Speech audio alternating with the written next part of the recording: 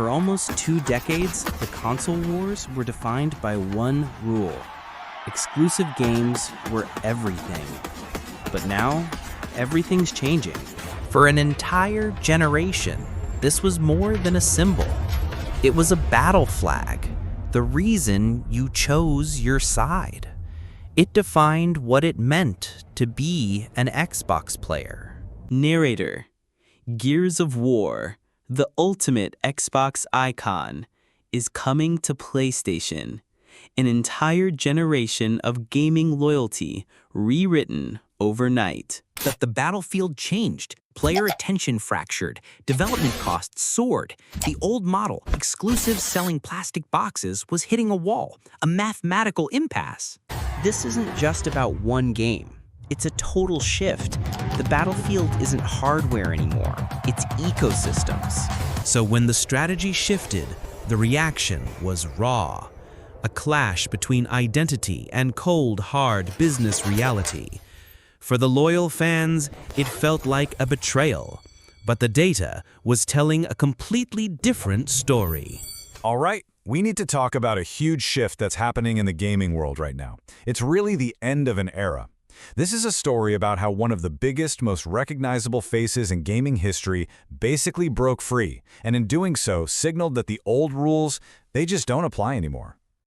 And it all really boils down to this one question. What happens when a game that was the reason to buy a console just leaves that console?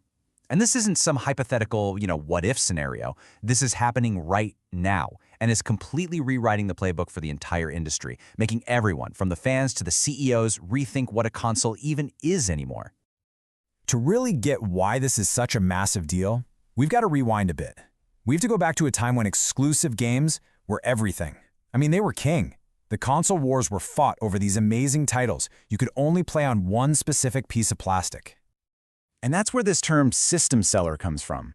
We're talking about these incredible exclusive games that are so good, they alone are the reason people go out and buy the hardware. And for the longest time, the absolute prime example of this was Gears of War on the Xbox 360. It was the game that made you buy the box. And for years, Marcus Phoenix and his Lancer, the assault rifle with a literal chainsaw on it, they were the face of Xbox. The original Gears of War wasn't just another game. No way. It was a statement. It was this gritty, visceral, core part of the Xbox identity that defined an entire generation of gaming for millions of us. But then, the battlefield started to change. And I'm not talking about in the game fighting the Locust Horde. I'm talking about the real world. The entire industry was shifting right under our feet, and a lot of people didn't even notice. Okay, here's the problem summed up in a single scary number. Minus 26%. That is the drop in average playtime for games since the start of 2021. People are just playing less. Their attention is getting pulled in a million other directions. TikTok, YouTube, you name it. So you've got this perfect storm, right? Player attention is down, but the cost to make these huge blockbuster games is skyrocketing into the hundreds of millions. The old business model of just relying on exclusives to sell consoles, it was becoming totally unsustainable. The industry had hit what some analysts were calling a mathematical impasse. Something had to give. And so, as Xbox started to make its big pivot to change its strategy, the reaction from its most loyal fans was, well, it was immediate and it was intense. This created a massive clash between how fans saw their console and the cold, hard financial reality of the modern gaming business. You could just feel the sense of betrayal. It was raw. This one Reddit user put it perfectly. Way to remove the pride in owning an Xbox and spit on your fan base. For people who'd invested years of their life and their money into the Xbox ecosystem, seeing these beloved exclusives head to other platforms, it felt personal. It felt like a slap in the face. But here's the thing. The actual data, the numbers, were telling a completely different story. Analyst Matt Piscatella from Sarcana just laid it out there. You're not going to get people to transition to consoles because of exclusives anymore. The data showed that player loyalty wasn't really about a specific game anymore. It was about their ecosystem, and maybe even more importantly, where their friends were playing. In this slide right here, it just perfectly captures that disconnect. On one side, you've got the fans worried, saying, there's no reason to buy an Xbox now. And on the other, you have the business reality Microsoft is playing a much bigger, longer game. They want everyone, literally everyone, playing their games, and they don't care what screen it's on. And then, it happened.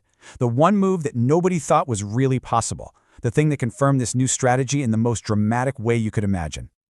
I mean, just look at this history. For almost 20 years, Gears of War was an Xbox and Windows thing. Period. But in 2025, Gears of War Reloaded is launching on the PlayStation 5. The ultimate Xbox icon is officially crossing enemy lines. For the first time ever, the franchise is going to be on a PlayStation. It's wild. But here's the kicker. This wasn't some wild, blind gamble. This seemingly radical strategy had actually already been proven by another huge Xbox franchise. The data was already there, and it showed the absolutely incredible potential of going multi-platform. And the proof? Well, it's right here in the numbers. It's undeniable. In just its first 25 days on the PlayStation 5, the Xbox game Forza Horizon 5 sold 2 million copies. Now, to put that into perspective, it sold twice as many copies as a huge PlayStation exclusive Death Stranding 2 in the exact same amount of time. An older Xbox game was a smash hit on its rival's console. The market had spoken, loud and clear. So let's be really clear. This isn't just about one game, or even one company. This is about a whole new world order for the entire gaming industry. The old rules are just gone. This massive shift has basically created a brand new rulebook that everyone, and I mean everyone, including Sony and Nintendo, is having to adapt to. That old idea that great software sells hardware, it's fading fast. Instead, your ecosystem, your friends list, that's the new console. And releasing games everywhere is becoming the default, because the top 10 biggest games are eating up half of all playtime. You have to go where the players are. So don't get it twisted. The console war is not over, not by a long shot. It has just evolved. It's a platform war now. The fight isn't about selling you a plastic box to stick under your TV anymore. It's about capturing your time, your engagement, within a brand's world, no matter what screen you happen to be looking at. And that leaves all of us with one final, really provocative question. As these walls between consoles keep crumbling down, if every game is available on every platform, what are you even buying anymore? The choice is no longer about what you can play. It's about how you want to play and where you want to play. And honestly, that changes everything. And then it happened. The move that confirmed the new rule book for everyone. The ultimate Xbox icon crossing enemy lines. This isn't just about one game. This is a whole new world order. The console war isn't over. It has evolved.